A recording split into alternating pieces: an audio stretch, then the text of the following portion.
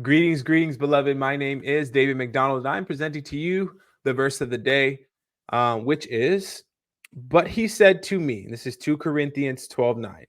But he said to me, my grace is sufficient for you, for my power is made perfect in weakness. Therefore, I will boast all the more gladly of my weaknesses, so that the power of Christ may rest upon me. Now, I like to go back to the chapter, so 2 Corinthians 12, and read where that verse actually comes up. And so let's jump over to 2 Corinthians 12. So, Paul's vision and his thorn. I must go on boasting, although there's nothing to be gained. I will go on to visions and revelations from the Lord. I know a man in Christ who 14 years ago was caught up to the third heaven. Whether it was in the body or out of the body, I do not know. God knows. And I know that this man, whether in the body or apart from the body, I do not know, but God knows, was caught up to the paradise and heard inexpressible things, things that no one is permitted to tell.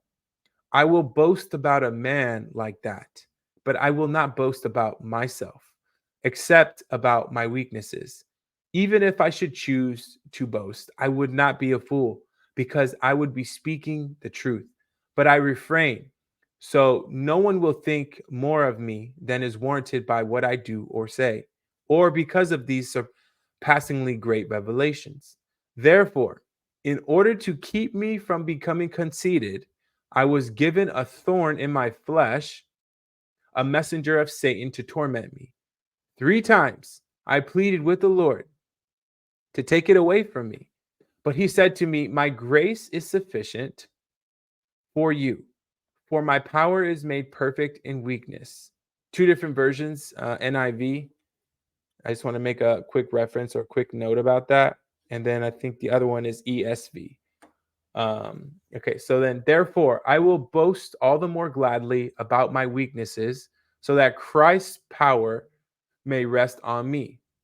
That is why, for Christ's sakes, I delight in weaknesses, in insults, in hardships, in persecution, in difficulties.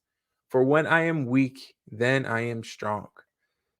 Okay, so now Paul has done a lot of great things in his life. Quite frankly, he has a ton of stuff to be grateful for, to be proud of, to boast about, right? To be conceited about. And so now, in my mind, right? And then when I think about my own testimony and how God has moved in my life, there's 2 different type of achievement, right? And this is kind of how I understand it.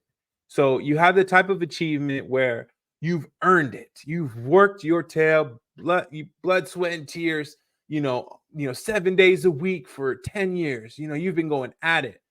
All the while maintaining, a healthy life at home with your family, finding some time for self-care, and you're maxed out to the schedule, right? You're being a very, very good business operator. And then so this is like the umbrella. Like imagine this is the idea, right? This is the main idea. Then that breaks down, and then you have 2 different ways that you can choose to live your life. You can be a person who loves people, who loves God, who wants to see people do well, and you edify others. You're peaceful in your journey, right? In the way that you're being this business person. And then on the other end, you have somebody who talks down on people, treats them differently because maybe they don't have as much money, maybe they don't drive the same class of car, et cetera, et cetera. So you have these 2 different classifications, right? And so at the end of the day, on the one side you have somebody who's conceited, and then you have on the other side somebody who may be labeled as confident in what they do.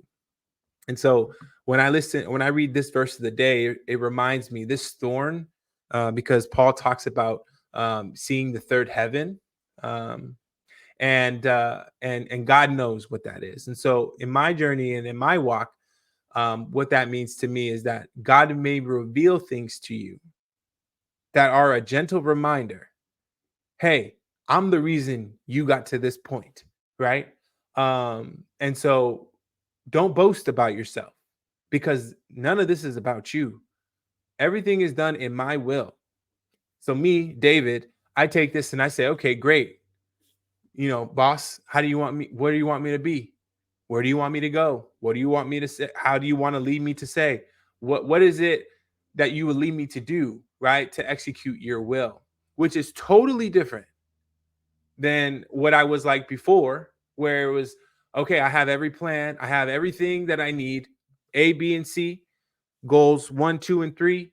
Now let's draw up a plan to execute all of these goals, all of these plans, and then we'll get there.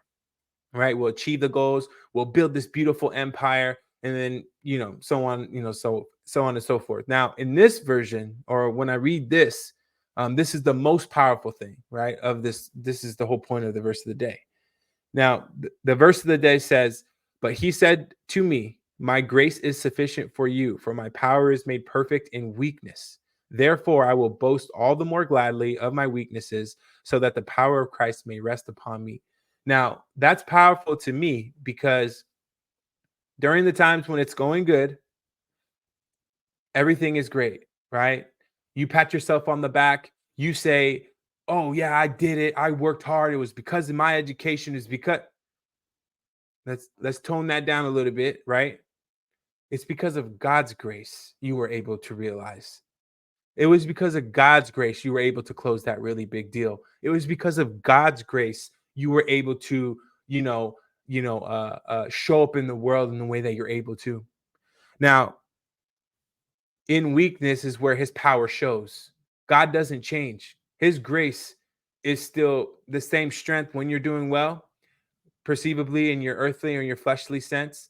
And it's the same when you're going through trials and tribulations, during persecutions, during hardships. And that's where the beauty of all of this comes. Do not boast about yourself when you're doing well. Do not boast about yourself when you're going through hardships. Boast about God, boast about His greatness, boast about His grace. And more importantly, understand that it's not about us, right? As individuals, it's not about us. And God has it under control.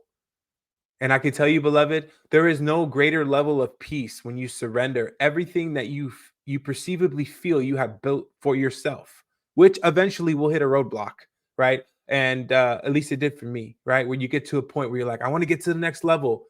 And for me, it was more of a spiritual fulfillment level. You're like, I want to get to the next level, but there's nothing you can buy on earth that can get you to that next level. And so, with that, I hope that I was able to, create some level of clarity through reading the chapter and going through the verse of the day and how it applies to my life and some of the understandings that I've gathered from this verse. And I encourage everybody out there to go out and be peacemakers. And I will see you on the next one. Much love.